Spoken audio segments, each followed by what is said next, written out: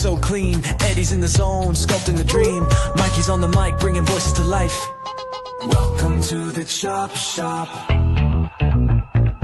Welcome to the Chop Shop. Oddfrog Chop Shop.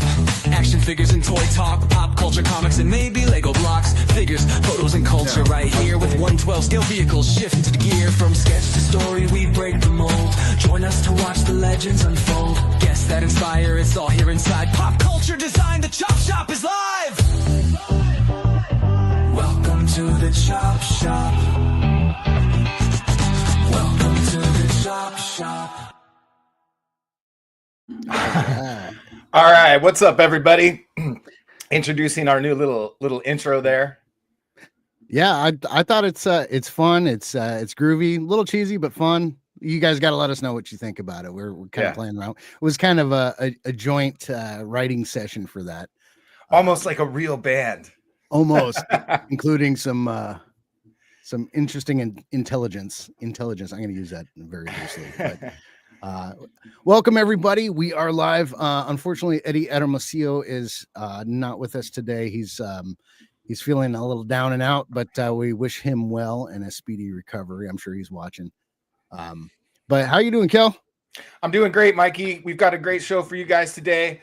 Last minute notice to the SKN guys over at Toy Box Chronicles. They agreed to jump in with us today because they are launching a new show called Action Figure Frequency. It's going to be on 112 FM Bandito Radio, and we're here to promote the Bandito going into production, Bandito Radio, and we're going to Toylanta. So before we jump into that, we just want to give everybody a quick thank you because the Chop Shop podcast, we've been doing this. It's hard to believe it, but a little over 2 years now, and our subscribers are now over 520. I think it's 523 last count. So thank you guys so much for being here. I mean, we're just kind of figuring this thing out as we go. And we started this thing 2 years ago with episode 1 going into the details about the Bandito and Oddfrog and what separates the 112th Street Chop Shop from the other guys when that whole thing went south. But again, we'll get into that here in just a minute, but thank you everyone from the bottom of our hearts for being here from the beginning or joining up along the way. The support has actually driven the Bandito into full production now, which is incredible. So thank you so much. Absolutely. Thanks, you guys. And without further ado, let's bring Alexander and Chet Maddox to the stage. Yay. What's up, guys? Oh, I didn't know we were doing this live. Sorry, guys. Yeah, I didn't know. No one told me. How you guys doing? Well, we needed to bring a little sexy to the show, Chet. So, well, you're welcome. You're welcome. Well, like I said, we're still figuring this thing out. So you're welcome. You got a loud crowd in here, huh? I know. Wow. Yeah, it's crazy. So the green room isn't green, huh? Nope. You said I was getting sent to the green room, and that crap was not green. Just kidding. So welcome, guys. Thank you for joining us for sure. Thanks for having us. Appreciate it. Absolutely. Like Mikey said, we started the Chop Shop podcast about 2 years ago. And really, when we first started it, it was just to kind of clear our name. We had a guy, we had been doing design work for another entity on Instagram who was developing what's up, Vaz? What's up, Swift? You don't Happy need to Super yell, Bowl. Kelly. They can hear you. Oh yeah, I'm yelling again. He's trying to get them to respond into the camera so that we can. And we're calling it Superb Owl Day so that so we don't get sued because we have a lot of money. I'm gonna pack my own Super Bowl later. Yeah, there you go. But yeah, we started the Chop Shop literally just to clear our name because we had been doing some design work for another guy on Instagram who was building this 112 scale vehicle. And it was like, it wasn't even Lightning McQueen kind of territory, guys. It was just a plastic shell. The doors didn't shut nice and all this stuff. And we're like, hey, we can make that nice for you. And so we started working with him. We worked with him for like 3 or 4 months. We did a lot of design work, about $5 or $6 grand of design work. We paid our engineer. What's up, bro? Hey, Eddie. Yeah. Eddie actually found that guy through different photography websites. Yeah, and we're not going to through, say what it is. Everybody who knows the story knows who it is. But Chet asked a really good question before we came on, which is why the chop shop? What happened to the chop shop? And so here's like the story in a nutshell. So basically, we had been doing this work for this guy that was going to build this car. He disappeared. Apparently, he stiffed a bunch of people of money, which he also stiffed us of quite a bit of money. We had to pay our engineer out of pocket for when he just disappeared. So several $1,000s was lost in the process, but we didn't even know he was taking orders or anything like that. We had no access to anything like that. And so when he disappeared and, I couldn't communicate with the guy anymore, I wrote a letter to the Big Bad Toy Store, professionally, just telling him we're not going to design this guy's car. He hasn't paid us. And as far as I know, he has no plans to design it. And, he took money from them and everything. So not really knowing that he had pissed off a bunch of people in the community, we're like, okay, well, we want people to know that we're going to still build the car. So let's rebrand it. Let's redesign the car. And, let's make it a name that people can find, having known of this other brand. So we called it the 112th Street Chop Shop, just out of naivete, really thinking, oh, this way people will be able to find us. And it just stirred up a bunch of controversy because this guy had taken pre-orders on this car. And, when we get into something, it's much like you guys. We dive into it and we go 100%. So we're out there promoting the car. We're promoting that we're redesigning it. We showed some of the redesigns and stuff like that. And the guy just straight disappeared. With people's money. Yeah, with people's money. Yeah. And it got to the point where even if he did come through with the money for the car to produce, there was such a bad communication going on there that I couldn't see a professional relationship moving forward. And we're like, okay, cool. Let's just design our own. We're already in it up to here money wise. Let's just have Johnny, our engineer, help us build another car around everything we had just done. And so that's how the Chop Shop name was born. We wanted it to be recognized from the guy who had his other brand.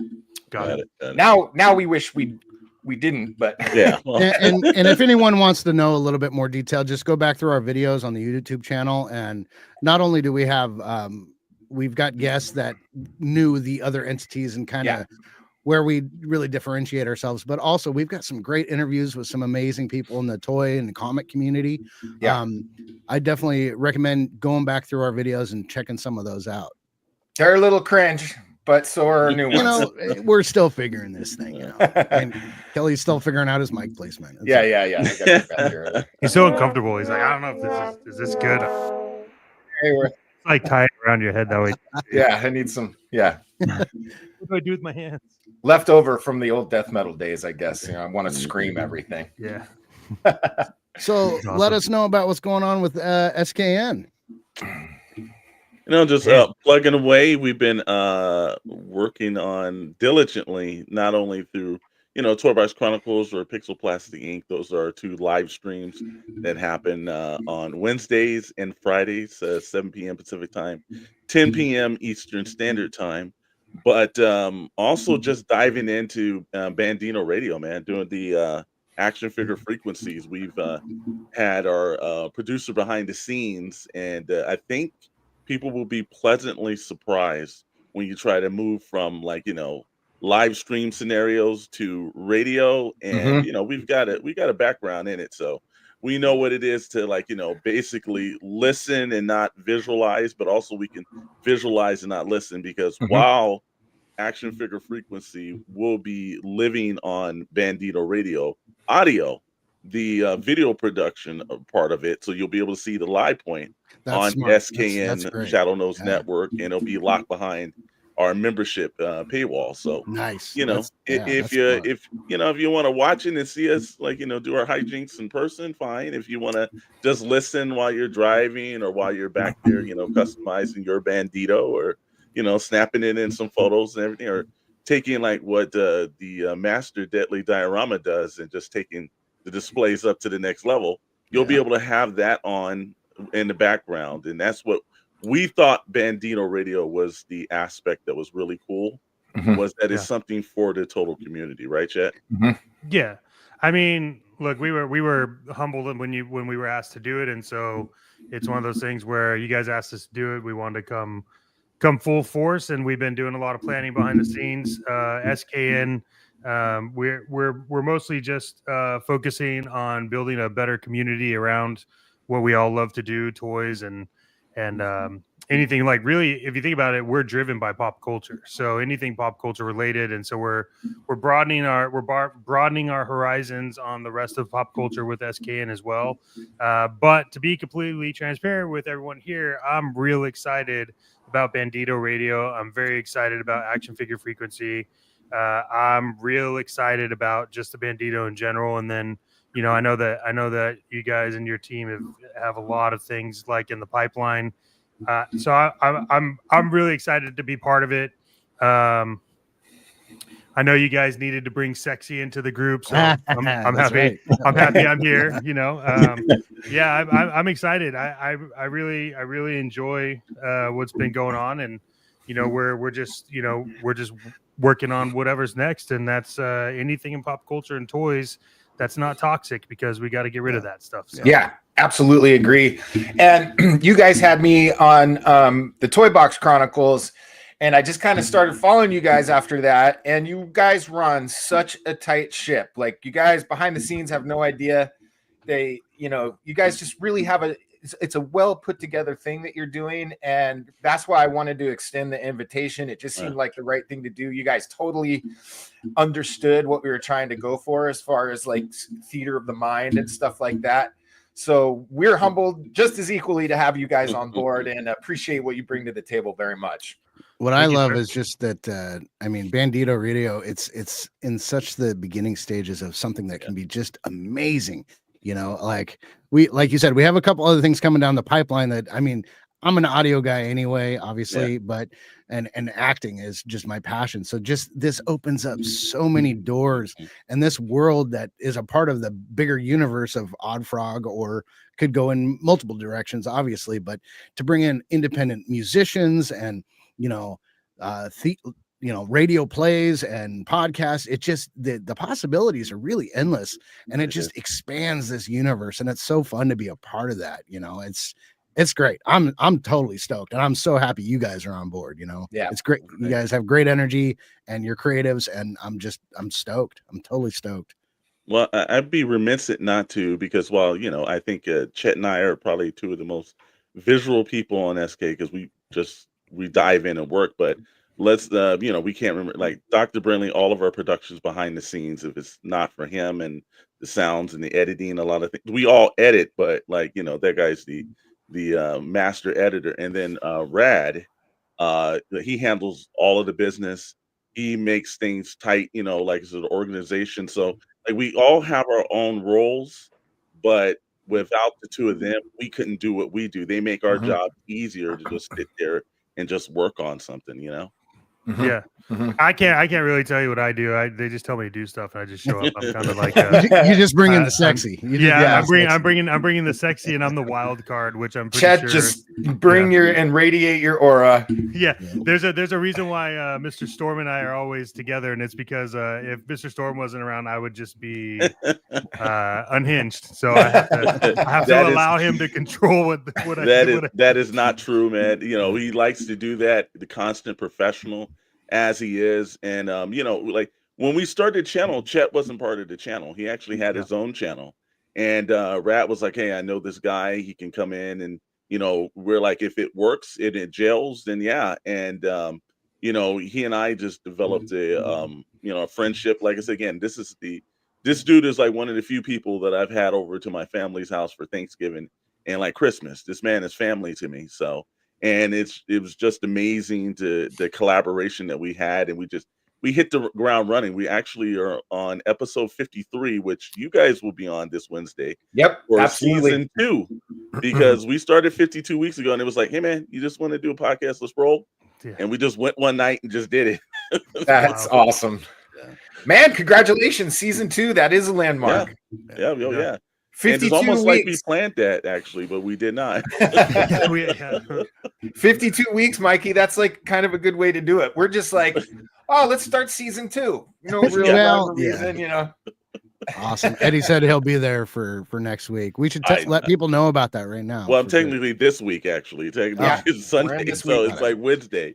But next week. Yeah, this coming week is going to be great. It's 53 kicks off season 2. For those of you that follow, we've had David Vonner on. We just had Sergeant Bananas on, which we'll get into that in a little bit. Yeah, we're going to kick it off, and super excited. What better way to kick it off than with the Oddfrog family and launching that and pushing that. And so I'm excited to kind of hear from you guys what's next and where we're at with Bandito and radio. So what's next? So what's next for the Bandito, now that we're going into production, it's really going to just be deep dive focus on kits and making those all user friendly, and getting that out. One of the things with making toys is you have to have tooling made, and the tooling, if you've ever seen like how it's made or whatever, it's basically a giant aluminum block with a cavity of every single piece, a negative cavity of every single piece of your toy that gets injection molded with plastic. So something as big as the Bandito, it's a very expensive piece of tooling. I think we have like 6 pieces of tooling. It's 76 pieces of high impact ABS plastic. So, but once you have that, there's little tricks and things you can do. So take, for instance, the hood that has the blower coming out. Well, we can cap that hole in production and run another set of stock hoods. So little tricks like that are going to help us bring the cost down on tooling and help us get to the kits with the tooling we have already, and probably an extra set of tooling to build the other kind of stuff that won't be augmented from the car. But I really want to dive into the kits. Also, too, on the tooling, knowing I don't know the like toy tooling part of that, but for board games and card games, when I created my card game. And then even like I do enamel, like we do for SKN, we have a branch that does like enamel pins. And so like even for the enamel pins and the card game, it's like you said, right? Like you get everything. The initial run is expensive because you're paying like whatever the cost is for the tooling. In terms of toys and the tooling on toys, the injection molding is it that they just have like one size machine that they work off of, and then that's why they have to separate it into like 3 different sets? Or do they have other tooling that's like even big? I mean, obviously they have to have big stuff if you look at the stuff they make, but like what does your vetting process look like from a toy designer when you're looking at companies to produce the tooling? Good question. Great question. You should think about doing this on the side. Oh, yes. Have you guys thought about starting your own network? Yeah. No, not yet. I'm figuring it out right now. Size is definitely an issue. So there's certain factories that just won't be able to make a toy that big. Okay. Because it's machines, it's all that you mentioned. And fortunately, unfortunately, however you look at it, China has most of that capability when it comes to big stuff like that. All the big companies have factories over in China. But yeah, it's a size thing because the Bandito is really big. I think it's 19 and a half inches long, 6 inches or 5.5 inches tall, and like 6.5 inches wide. So it's really, really big.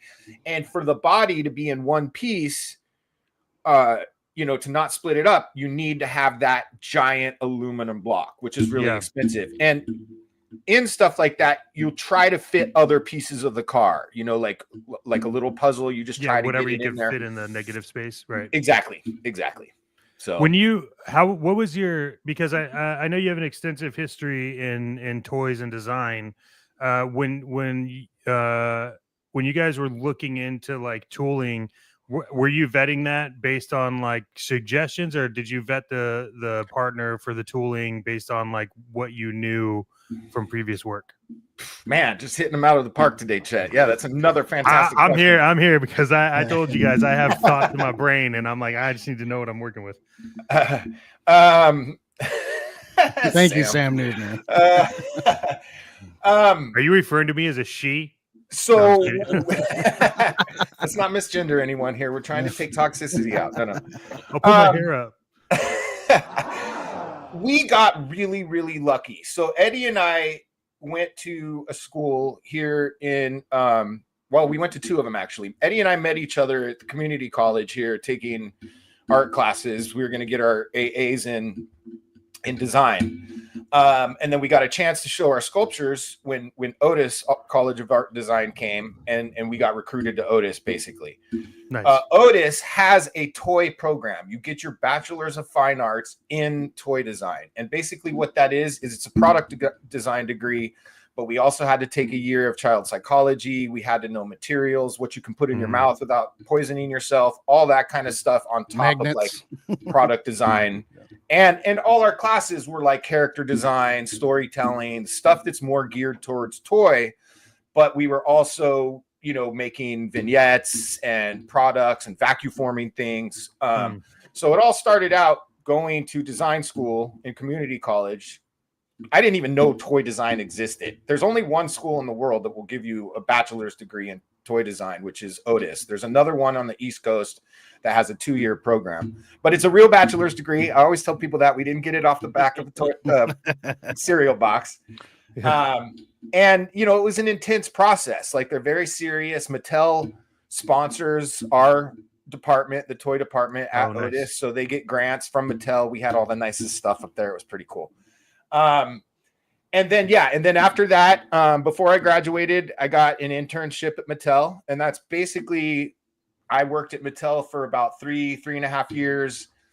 And then I freelanced a little bit afterwards, but I had always known that I wanted to start my own business because I had worked my own business from the time I was 23 years old. I like making my own choices, you know? Yeah. And there's stuff I want to build and visions I have for toys that, you know, you can stay forever in the toy industry. They're never going to let you do what you want. So, so when I got let go at Mattel in a big wave of people getting let go, and I always put it this way, like, you know, I was raised out in the sticks in the desert. You know, I'm kind of like a wild animal in a corporate. I felt like one, anyways, in a corporate situation. Sure. I wanted to do things a certain way. And it's just, you got to be a Mattel person to be at Mattel. So it wasn't exactly a right fit for me. But yeah, absolutely correct, Sam. I've always worked for myself. I enjoy working for myself. And so yeah, Mattel taught me a lot. And I started out on, I'm sorry, I'm taking this over, guys, but no, you're good. But I started out on Thomas and Friends, or Thomas the Tank Engine, as I still like to call him. And I worked on that for over a year. They were bringing the brand back from New York City. So Mattel flew me to New York. I stayed in this posh hotel for like 5 days. It was freaking awesome. And then I was the lead designer on the original wooden toy line for Thomas. Oh, and cool. I created Harold Teleport. If you see that out there, I did that. And then they put me on a team inside Mattel called Roulette. And Roulette is like a small business inside Mattel. And that's what really taught me the most about the toy business, because in Roulette, we didn't get to use MOA, which is Mattel's Operations Asia or something like that. Their manufacturing. I couldn't use a Mattel engineer. You know, everything I worked on at Mattel on Thomas, I had my own engineer who would make sure things could work. And I'm like, hey, can we do this? And he'd work it out, stuff like that. In Roulette, there was none of that. I had to find my own vendors. I had to stay late to call overseas, China, Vietnam, Korea, and learn how to communicate with the factories overseas and stuff like that. So that taught me a lot.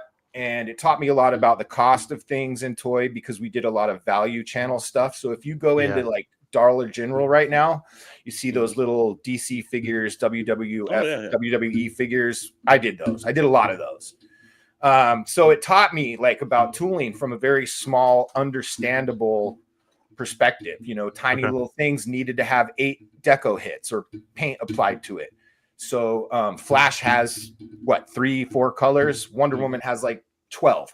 So you'd average out the deco hits from all the characters, and you'd borrow from one to complete the other and stuff like that. And it just taught me a lot about efficiency in design and designing for assembly and stuff like that. So and finding those relationships Oh, thank you, Mikey. So we got gifted our manufacturer from our professor Drew, who is our materials professor, where we had to like cost sheet stuff. That's where I found out about tooling and how We much it interviewed is. him on a previous episode. Yep, go check out the Drew Playcoast interview. It's great. He's retired now, but before he went into retirement, he gifted us this relationship with Johnny, our engineer, and they had been working together with Johnny's predecessor for 30 years, and their kids know each other and stuff like that. So it's a really solid relationship. Johnny's a genius, so we've always considered him like our secret weapon.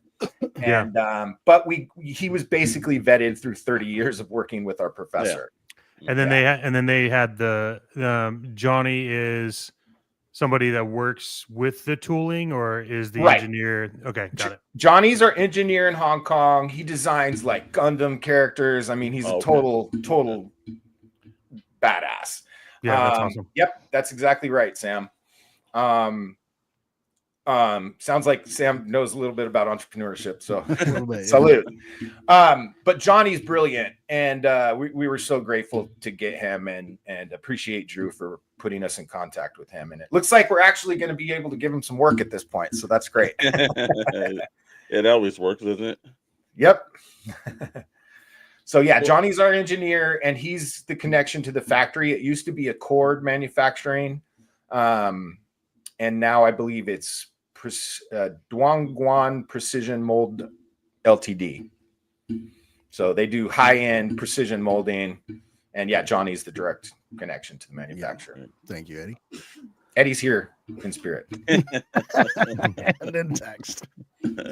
Well, here's the thing that I think that Chet and I were looking at, because last night we just went over everything you guys were doing on the site, and we were like rechecking things for the day.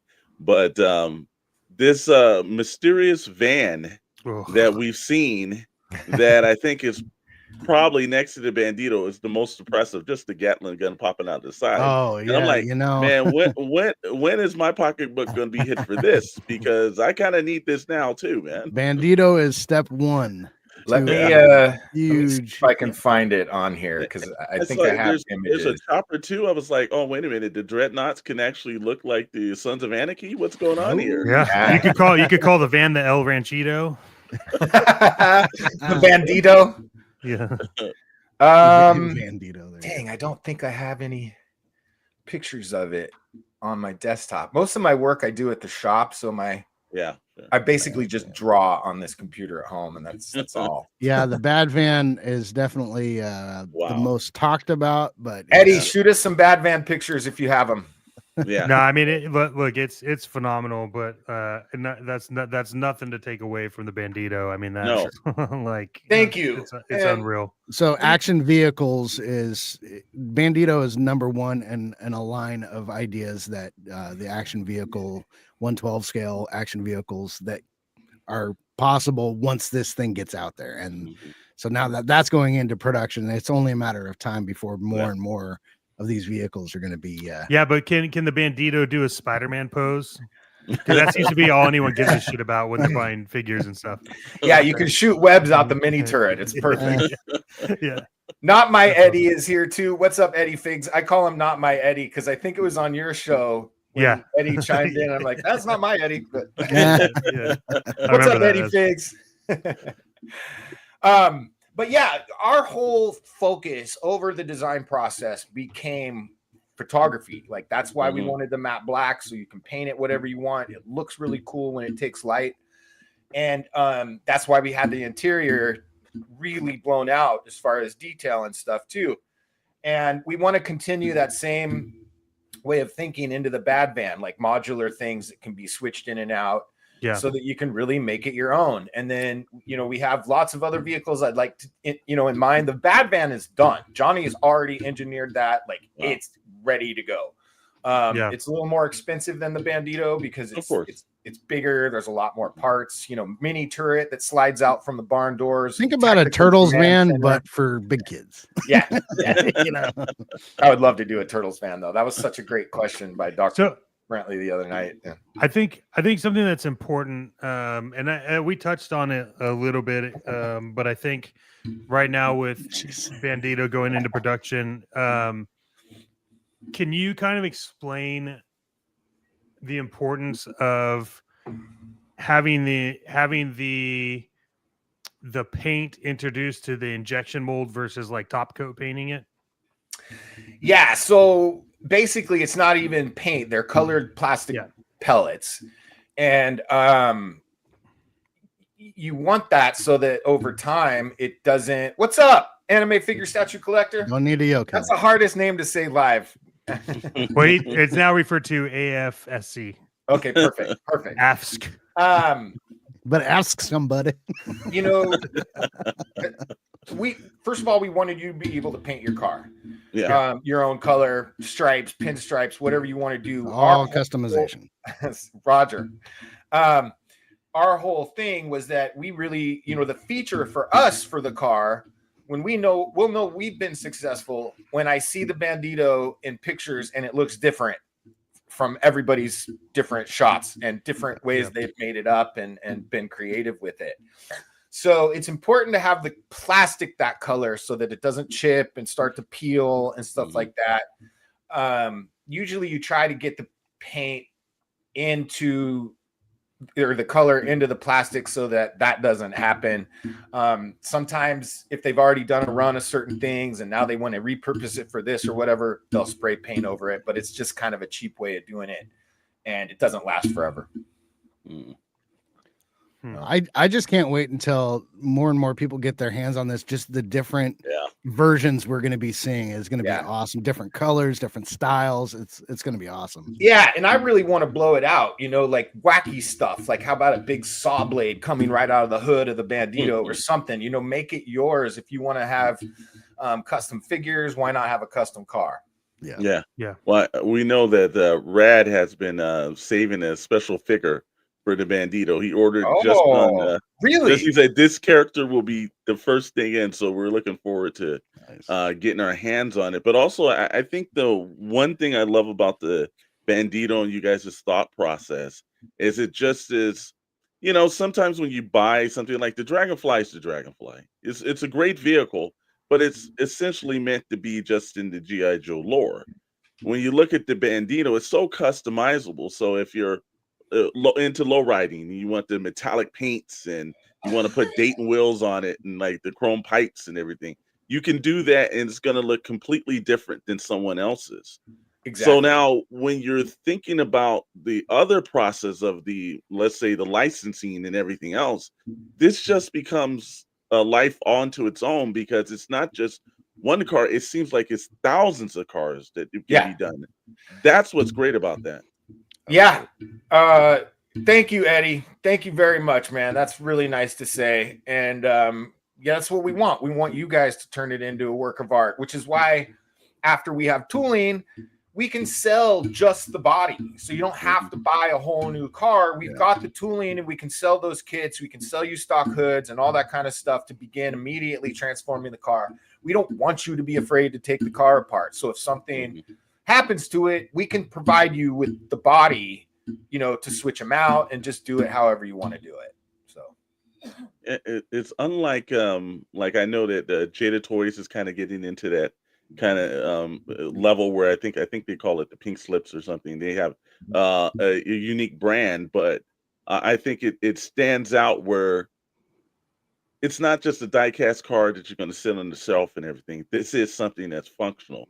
You want to actually take photos with it. You want to actually customize it. I think it almost begs you to customize it. Yeah, after a couple months of like dialing it in exactly how you do it, you do all your shots and like, okay, now I'm gonna trick it out. Now I'm gonna low ride it out. Okay, and then maybe in a couple months, now it's apocalyptic. It's which I'm excited about that one. But yeah, exactly. What's up, Mud Scuffer? So let's talk a little Toylanta. Yes, absolutely. You guys are doing something that's like above and beyond the Call of Duty. Can you talk about that at all? I will let Chet talk about that one. Well, see, so found out that there's going to be opportunity for Toylanta, and we've decided that that's probably a very good spot for action figure frequencies to do a live broadcast on Bandito Radio and / podcast. That's awesome. So we are going to be, we don't know how good it's going to be, but I don't give a shit. We're going to be there, and we're going to be promoting it at the booth. We're going to be doing the live thing. We'll be walking around the convention, trying to get everybody over there. And I'm real loud at conventions, so I will get people over to the booth. I have zero problems talking to people.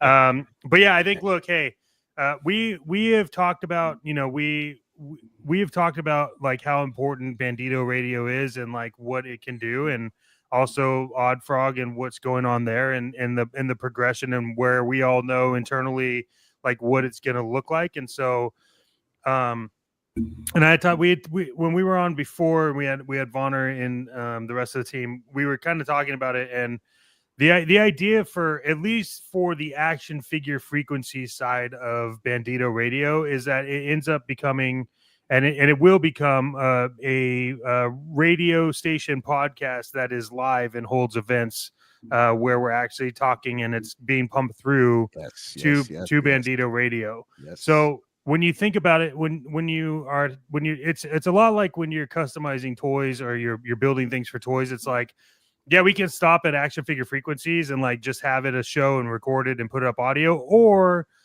action figure frequencies can be a tunnel for other things, right? So whether it's promoting Oddfrog or SKN or somebody else that we don't know, or bringing in whatever. So our idea was to just, hey, let's just roll down there and do a live cast, and depending on how many days we're there, we'll do it, and we'll be on the convention. Now, when you say roll down there, you mean drive? Oh yeah, we're driving, baby. Yeah.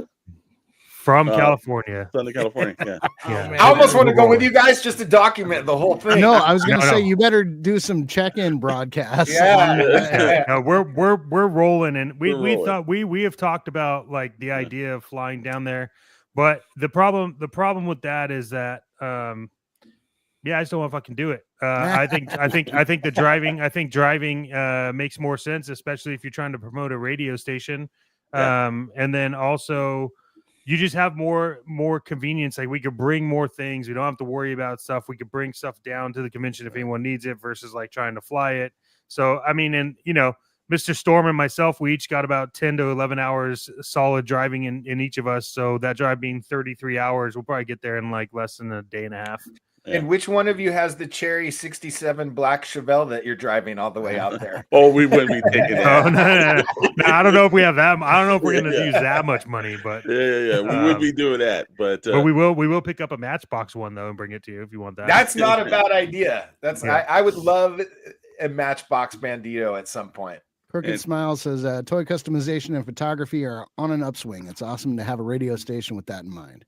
I could not agree more. I mean, I think as even the generation after us comes into this and realizes that you can still play with toys, that's essentially what you're doing. I've said it before, but like I would play with my toys from sun up to sundown. I mean, I loved my toys. I'm sure you guys were the same. But like 8 of the 10 hours was setting up the toys and the story in my head so I could play for 2 hours before I had to go to bed, So for me, toy photography is just an extension of that play. And, it's really elevated into an art. I mean, some of these things are film quality, just mind blowing. So yeah, I couldn't agree more. Crooked Smile. It's on the up. So Toylanta is March 28th, 29th, and 30th in Duluth, Georgia. And I'm looking at the site right now. It looks like Ernie Reyes Jr. is going to be there. You got to get me his autograph, by the way. Let's see here. Sergeant Slaughter is going to be there. Yeah, that's so sweet. Sergeant Slaughter. He asked if he could take a picture with me, so I'll get you. Awesome. I'll get you. Yeah, Sergeant asked for a Chet's autograph when he showed up. So it sounds like so Oddfrog will have a booth. Is that the case? Yeah, we're having banners made right now. I just sent off our banner for a great opportunity to spread the word and spread the knowledge and get people on board with even more Bandito orders, but also just checking out Oddfrog Entertainment as a whole. Yeah, guys, if you're on the East Coast or you're close to Duluth, Georgia, I mean, we would love to see you there. We'd love to chat with you guys. And, Shartimus Prime is going to be there too. Yeah. Heard that. We're gonna have the Banditos there, so we're gonna have at least 2 prototypes there. We're gonna have the Lowrider, we're gonna have the regular Bandito. We're gonna have our action figure prototypes. I'm desperately working to get this comic book done by then. I don't think that's gonna happen, but I've got 10 pages left to ink, and they're about 12-hour days to ink and pencil the pages. So it's looking so good. I can't wait for that comic either. It's looking. I'm excited so good. about it. Yeah, I'm excited. I can show some pages. Let's do that. All right. Let's see here. Also, while we're there, FYI, Crooked Small Collectibles is technically the 3rd member of Toy Box Chronicles and the SKN. He's always a guest host on our things, but he's got he and I are doing a new podcast on the channel called the Tribunal, which will be a G.I. Joe collectors podcast. Ooh, there you go. That we'll be doing. That won't be a live stream. That'll just be recorded, but we got some plans in there. So Richard's always working hard. Thanks for being here, Richard. Nice. That's awesome. Can you guys see that? I can see that. Wow. Yeah. Yep. So this is Carl, and I can't remember exactly. I can't remember exactly what it stands for. It's computer algorithmic logistics something or other, but it's in the script, so I don't have to remember. But the whole story is based around this guy here he eventually becomes Oddfrog, but he's created this serum called Vitamin 1, and basically what this serum is billions and billions of little tiny robots that get injected into your body, and they repair your cells on a molecular level. And this is like theorized kind of stuff in the future. No, so it's starting to come real. It's already here. I've had this story for like 6 years, so I got to get on this. So you invented nanotechnology. Yes, I did. Yes, I did. All right.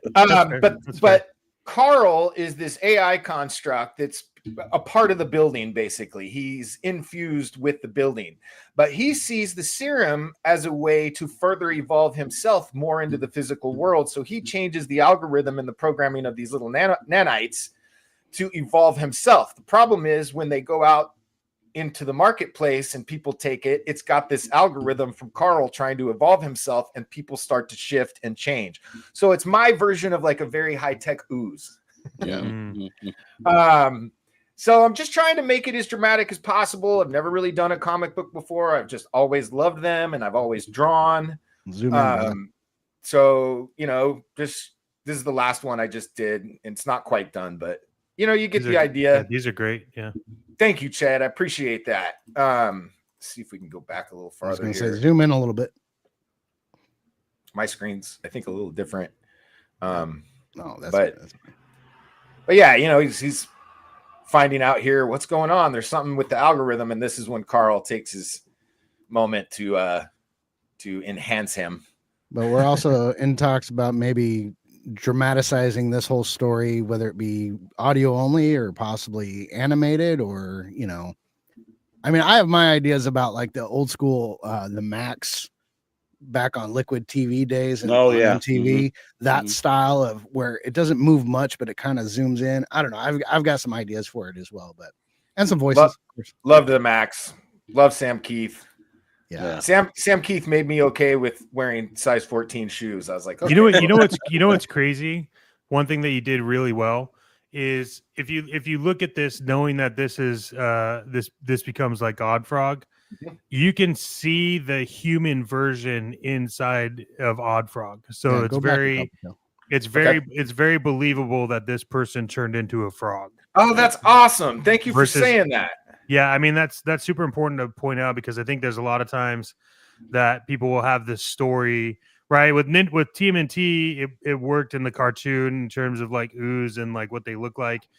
Here, what's really good, like even in this one, like if you look at the top cell, that head looks a lot like the Oddfrog logo. So I think what you did in terms of like transitioning it to that is really good, because now I can be in suspension of disbelief, and I don't have to worry about, well, that doesn't make sense. It doesn't look anything like this person, right? Which is really good. And that's something that for someone that hasn't done a comic before, I think you gotta probably start giving yourself just a little bit more credit. Man, that is probably the highest compliment anyone has ever given me. And thank you for having such an understanding of like the difficulty level of doing something like that. So I appreciate that very much, Chet. Thank you. Yeah, man. Oh, Yeah, I mean, I've just always loved to draw. And I got into comic books when I couldn't really play with toys anymore because it was too nerdy or whatever, you know? And yeah, you gotta hide it. yeah, you gotta hide it. So I sold a lot of my toys for comic books, which I regret now, but it was probably, I don't know. I've got some pretty cool comics, so it's a trade-off. But yeah, thank you guys. I really appreciate that. No. You can see the work in there. You can see the effort, and I think, you know, look, there's a lore built. I think that the problem with some of these other toy brands is that it's the toys are thought of first, and then they're like, well, now let's come up with the lore. Yeah, And you know, that's not how they did it in the 80s, where they came up with, like, you know, there was the lore. They went to like Marvel Comics and said, how are we going to do G.I. Joe? And Larry Hama sat down and said, this is how we're going to do it.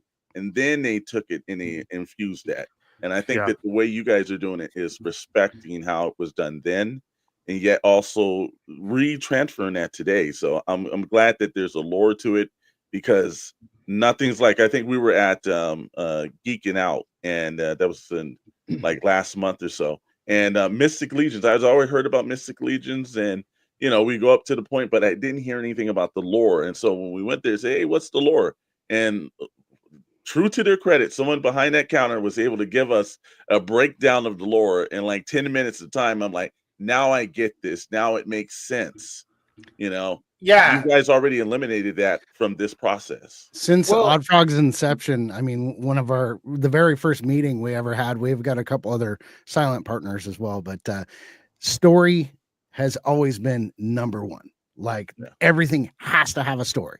What's the story behind it? Everything's Sorry. Yeah, for me, story is just the other part of the art or the composition. It needs to be equal with what the visuals are or the quality of your product. And I just really wrote a story that I thought that I would enjoy reading and telling, so that I can keep doing it and it's not a drag, you know. And I've had the character since like literally probably 98. When I first met you, Kel, when I went over to your house, you had that clay. That was one of the first things I saw was the clay version of Oddfrog. Yeah, super sculpted. Yeah. That got me into Otis. One of those got me into Otis. And then you were like, shit, now I have to learn how to re-sculpt and wax because they don't do clay anymore. Yeah. Now they don't even do wax. It's all digital. So I had to relearn again. It's good to know, though. Yeah, it is. I've always said, like, drawing is the real trick. If you can trick your brain to believe something or make something that's three-dimensional on paper that's actually two-dimensional, transitioning that to sculpting is easy because it's 3D now. You don't need to trick yourself. You just need to sculpt what's actually there. So the sculpting for me is a lot of fun. Eddie's brilliant at sculpting. That's how we met in a sculpture class. But yeah, thank you, Chet, for saying that about the frog. It's like, it's such a weird thing to keep in your head as you go through this process. It's trying to keep the character looking the same, but also have the same vibe when he transitions over to our protagonist, you know? Yeah, I mean, let's be honest. There's some comics that are already published where the artist can't even keep the fucking character in the same form. So, like, you know, to keep that as like a thread between two different forms is great. And I mean, it's not an easy feat, man.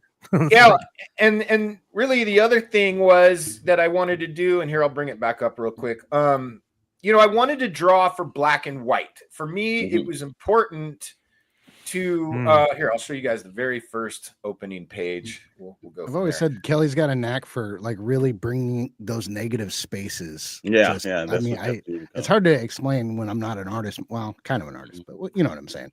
Yeah, just what you feel that negative space, so it doesn't feel like negative space. Exactly. If that makes sense.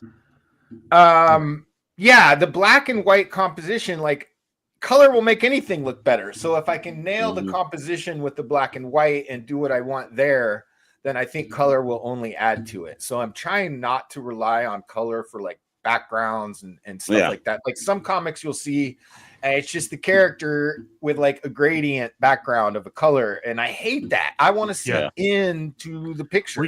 What's crazy is I'll give you like a reference point for what you're talking about. So I think that's really good because like if you can capture someone's imagination through black and white, like you said, color makes it pop, right? Yep. It's the same thing. It's the same thing when I'm designing like card games, and when I designed my card game was all of the prototypes, like nobody knew what it was about, nobody saw the art, nobody knew the color. It was just cards that were like Magic the Gathering land cards with post-its written on it. And it was like, are you having fun playing it with just words? And if you're having fun playing it with just words, now I can introduce the art, and then you understand whether or not the game is going to work. Because if you're not having fun with card games when it's just words, there's 0 point to continue to spend any more money on art. And it's the same thing with comics, right? Like if you can build yourself into the story, even just black and white like you have here, like I can make up this story in my head, and there's no lettering, right? There's no words, there's no nothing, but it's like, okay, I'm just going to make up this story in my head, and I'm curious because I want to change the page now and see what else my story is going to tell. So I think it's a very smart decision to do, because then you know that it's worth putting in the time and effort into the actual color. Yeah, that's such a great observation. And yeah, exactly. I mean, if you can tell the story visually without words, then adding the words or the color is only going to further the experience. So I couldn't agree more. Yeah. I can almost see like Sin City style, just like Yeah. certain highlighted colors, like Mhm. not just certain aspects. You know what I mean? You know, Frank Miller is such a He's visual genius. When I first saw Sin City, I'm like, oh Yeah. my God, like how do you even visualize that? You know what I mean? It's such I love Frank Miller. Yeah. Yeah, it was definitely a game changer when he did Sin City. It kind of blew your mind, like, well, wait a minute. Like, I've You never can do seen that? this and just have black and white with a touch of red.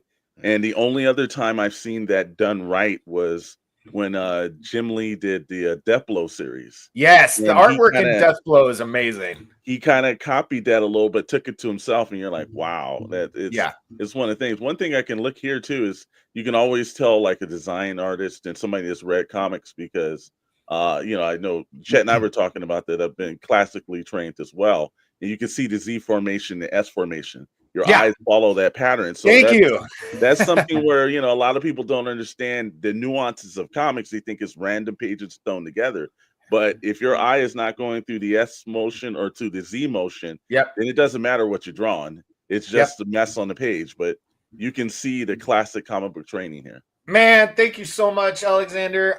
So when I was young, my uncle started. Yeah, my uncle was a technical illustrator for Northrop Grumman back before Grumman.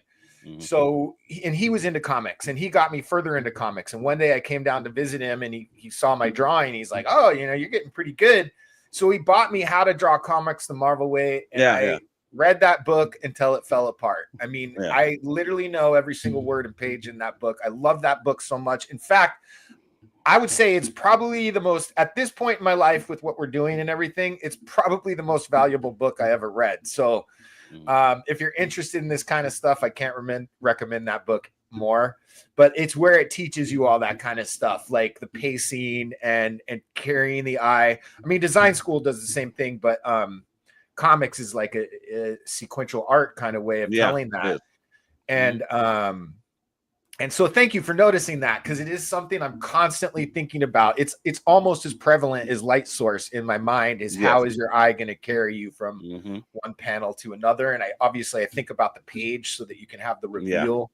Now that you said that, I am looking at I blew Chet's mind one day when we was talking about that, and I was like, no, this is how the page is done. Because the funny aspect of it is, like, I started off my career in comics as a comic book artist, and it was one of those things where younger, I was coming up, and I was blessed because I worked at a comic book store, and it was during the Image period. So like Image artists were coming through all the time, and an artist named Brian Murray that did the first Supreme series for Image. I have it. I have it too. Yeah, it was beautiful. Well, I told him, say, hey, you think I can work at like, Image or something? He said, you can work now. And he asked me my process, and my process, I just drew it out. He was like, no, block the characters down. Do you know the page? And just that information, that's something that while you have drawn the Marvel way, you kind of like it's written on a page, but when somebody takes the time and breaks it down, then you kind of transforms your brain a little bit, and you're like, well, wait, and it kind of like was like the Da Vinci Code. There is a method to the madness. Yeah. Like, there's wow.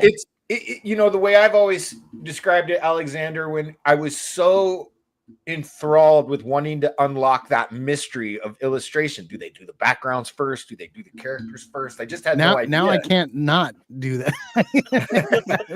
Yeah, I mean, it's such a great observation because like, even if you look at the line work and the reflections, I'm trying to force that eye to go back and forth and finish this way. Yeah.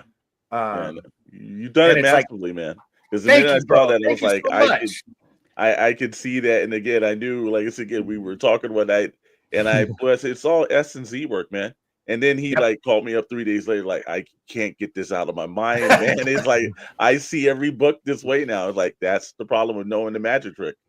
Yeah. And I took a lot of graphic design before I went to toy design, and they teach the same thing. Even when you're breaking down like a piece in a museum and you're looking at it, the artist is constantly aware and trying to draw your eye. So you have like Alex, I'm sure you guys both know about this, but you have the first read, you have the focal point, and then where does your eye naturally lead in the illustration or the painting and stuff. So man, thanks for pointing that out. It's such a great compliment.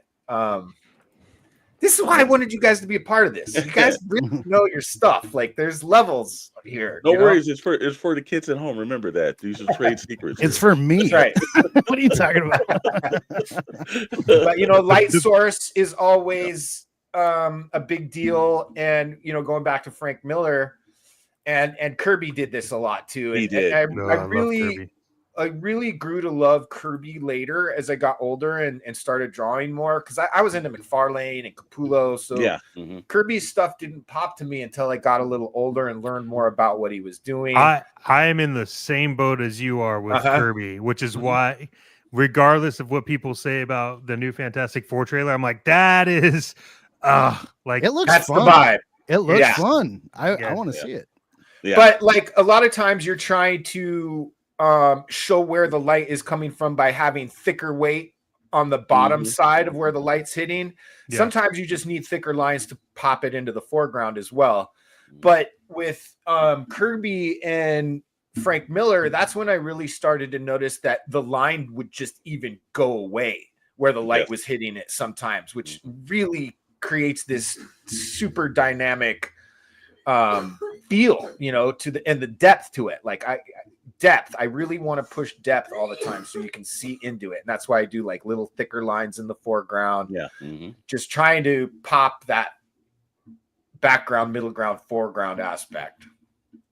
Yeah. And whenever you see the, it's like, I think also the process works as a total part of artist is that when you ink your own work, like it's nothing wrong with having someone else do it, but when there's a personal connection and it adds difference, like, you could look at, again, like Miller, he inks himself and everything. Yeah. You can look at some of the greats and everything. McFarlane used to love to ink himself. Yeah. It helps because then your artwork is interpreted in your scene. It's not like a collaboration. This is my vision wholly here. Yeah. Yeah, and I always loved when the artist inked his own work as well. I used to love when McFarlane did it. Yep. And, it's a lot of work. I totally get it. Yeah. I mean, if you're Danny Mickey, I would let that guy ink anything I had because he's a genius at inking. And he accentuates the penciling. A good inker will make the pencils look better, and a bad inker will make the pencils look worse. Yes. And you're always kind of wanting that raw gestural pencil, with all that movement. And anytime you ink over it, you're flattening it no matter what. You just are. So if you know all those kind of little nuances and line weight tricks and stuff like that, you can really add to it. But Yeah, I like inking it myself. Like I said, it's probably about 6 hours to pencil and lay everything out, and then it's probably at least another 6 hours to ink everything. And so, when is this going to be premiering? I'm hoping to get it ready for Toylanta. I have 10 pages left to ink. So, the problem is I have a full-time job at a model shop too. So when I can pay myself to do this all day, I think they'll come out a little faster. But at the same time, it started out as a 24-page book. And then I realized along the way that there's more to tell in the first story and more details that I wanted in. So it extended into a 64-page graphic novel, which for me, if I'm going to charge somebody $15 for a book or something, I want it to have some meat in it. So it just made more sense to have the first book be like a collector's item with a lot of story and depth in it. And will there be just is there alternate covers? Are you getting lined up any other artists to come in and they kind of interpreted the frog in a different way? I have talked to some other guys about doing variant covers. I absolutely have one cover right now, one wraparound cover. In fact, let's see if I can find that right now. You don't have to give that up. Okay, we'll hold off on that. But I want to do another one. I want that classic style cover. Like if you guys remember, was it Bloodshot, where he had just the, it was like a silhouette with the, I don't want to go that minimalist, but I want it to be that iconic. So, Spidey in a spotlight kind of vibe, something like that. But yeah, I'd love to have variant covers. I want to have a black and white version and a color version. But again, I'll want to do the colors. I'm in my mind, it's kind of a limited palette. Yeah. And the lighting and stuff, I want to be almost straight white that fades into like yellows and colors and stuff like that, and keep some of that hard black and white in it, even with the color. Sin City style, man. I'm gonna keep pounding that drum. Yeah. Well, we should probably land this plane here pretty soon. Yeah, we've been on here a while. Hold on a second, because IB Joker said something. The drag tires are coming good. He makes a really good point, and he's been making this point for a long time. We're gonna thicken up the drag tires on the back of the Bandito. Right now, it's just basically like a car, but we want that badass low profile wide stance on it. So we're looking at widening out the back tires. So great point.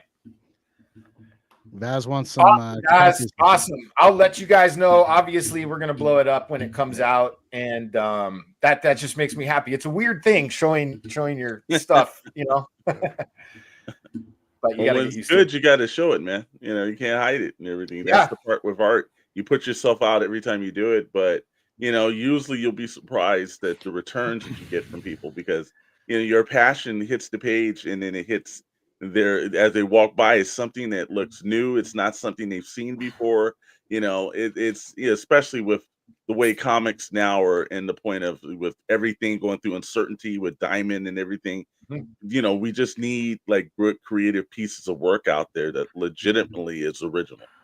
I agree so much, and we just need fresh. I want a fresh new story. So like for my story, there's a little bit of Ninja Turtles, there's a little bit of Spider-Man, there's a little bit of 2001: A Space Odyssey. It's just all the stuff that I loved and read and grew up watching as a kid. I packed into it because that's what's fun for me.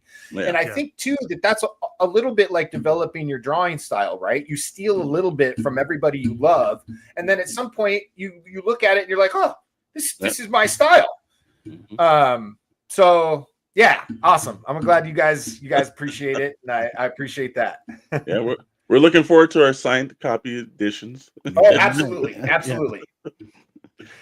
So yeah, like Mikey said, we'll probably land this plane, but a good time to remind everybody that we as a unit are going to Atlanta Toy Convention, Toylanta. Chet and Alexander are going to be there representing Action Figure Frequencies and Bandito Radio. We're going to have the prototypes. We're going to have action figures. We're going to have all sorts of stuff, guys. Big banner that we're having made right now. And go secure your orders. We're taking orders right up until we go into production. So we've got about 3 weeks left here while, Many of you have been following the link and pain, so we appreciate you very much. We've got thousands of dollars in our PayPal right now, ready to give to Johnny to go into production. So if you guys can get to your orders in the next couple weeks or on payday, please do so. And we're going to put the Bandito right in your lap. Absolutely. All right. And also, you guys have anything you want to promote or pitch before we go? SKN, Toy Box Chronicles. Absolutely. Yeah. Well, we want to pitch, make sure that if you're watching this now, you tune in this Wednesday, February 12th. Yeah, this Wednesday, February 12th. And tune into Toy Box Chronicles at 7 p.m. Pacific, 10 p.m. Eastern Standard Time on the Shadow Knows Network. We are rebranding a lot. We say SKN, Shadow Knows Network. We're trying to transition it to CNN, where you'll just know SKN. You'll know that is the Shadow Knows Network. And, we're going to have a big Bandito pre-launch, because from what we were told is that is the night that Bandito Radio is actually launching, is on Wednesday. So no better than have a pre-launch show on episode 53, season 2 of Toy Box Chronicles. And Chet, anything else you want to throw in there, brother? I mean, I just added. That's all I have to say about it. No, I mean everything you said. I'm excited for the show on Wednesday. I think it's gonna be big. So make sure you tune in there. And then also some community-driven things that are popping up that we're going to talk about after this goes off the air. But really excited to launch it, and there'll be more info on that probably on Wednesday once we get everyone's buy-in to the community side of it. So stay tuned, and you'll find out there, and then we'll all promote it from there. But yeah, I'm excited. So yeah. And also, let's also remember to thank everyone that is watching now and has watched, because Pixelplastic Inc. is the flagship show on SKN, and it has been growing and growing, and that's because people have been just basically watching us Wednesdays, jumping over on Fridays, and it's just, it's 2 days a week. We've got you covered on some great stuff, and it's just nice to see the community actually taking it. And Pixelplastic Inc. is our catch-all show. So that's one where it's got films, comics, toys. It's all encompassed. So, and we run things like SKN News and situations there. So it's always something to watch over on the Shadow Knows Network. And, again, it's just nice to be associated with you guys. And it's been just a beautiful transition and a collaboration between just a lot of great vision. So we're so blessed and happy to be over here as well. As are we. And, as Oddfrog grows, there's plenty of room for everybody over at SKN to have projects and stuff. And we just want to include everybody. What you guys do over there, it's why I wanted you to be part of Oddfrog. It's so well done, and everybody does their part. And it's like, you guys are a business. And so there was nothing that we needed to do. It's just like, it was a natural melding of minds for sure. Well, thank you very much. Appreciate that. Yeah. Guys work hard, and DJ, if you're listening, you work hard. We love you, DJ. Man, making it happen. Warhawk asked a great question, and I'd never really thought about that. Will the Bandito have a fictional manufacturer? And the only thing I can really come up with off the top of my head right now, even though that is a brilliant idea, and I might have to have you sign an NDA. No, but really the Chop Shop was the idea that's where the car is stolen. It becomes the outlaw, and we have all sorts of characters that are in the comic book that are going to be involved with the Chop Shop and stuff like that. So the Chop Shop is kind of where the Bandito was born at this point. But I absolutely love that idea of a fictional manufacturer. I'm going to think about that. Really great idea. Well, and again, for people that subscribed onto our channel, definitely subscribe on their channel, and we really appreciate all the support, all the just bearing with us as we make our way through this digital life. Yep. We got a new Myra's Morgue coming out tomorrow night. Those things are blowing up. Yep, the Black Mirror or the Black Museum by Orson Welles. So we're going back to spooky this week. Yeah. So yeah. Can I mention the other thing, Kel? What is it? The Bandito Radio thing. Oh yeah, go ahead. Oh yeah, please do. Absolutely. Well, along with thrillers and dramas and horror and also toy podcasts. And I really have to think about questions like that these Right. days. and independent music that we're going to be playing on Bandito Radio, we've decided to launch the Joke Junction. So we're going to be playing some old school, some new school, some comedy. We want everyone to have a laugh on us. So the first one's going to be, I don't know if it's live yet or not, but little Abbott and Costello to launch things off, you know. No, we're officially launching Bandito Radio on the show Wednesday on SKN Network. Wow. So that'll be the official launch. I'm hoping to have a 3-hour block of music and whatnot, plus with what you guys offer, and plus with the comedy thing. And it's like we have all these artists that have come on board, and I'm just kind of, as they're uploading their music, I'm adding it to the playlist. So if you guys have music with Bandito Radio, put it in the file so I can put it in the show. We're launching Wednesday. And also, what platforms is Bandito Radio on for all the people out there? All of them: iHeartRadio, Amazon Music, Podbean, Spotify, YouTube. Some I've never heard of, like FM something or other. But we're basically on everything. Great. Yeah. Great. Yeah. So excited to have you guys aboard. Guys, thank you for doing this last minute with us. So appreciate you guys and what you bring to the table. Like I said, so well run over there by all you guys at SKN Network, and we couldn't be more grateful to have you a part of the team. And Eddie will be back with us next episode. Yep. Eddie will be on there Wednesday as well. So yeah. Feel better, brother. Yeah. Thank you guys so much. Thank you everyone for tuning in and being a part of the conversation. And we'll see you next time.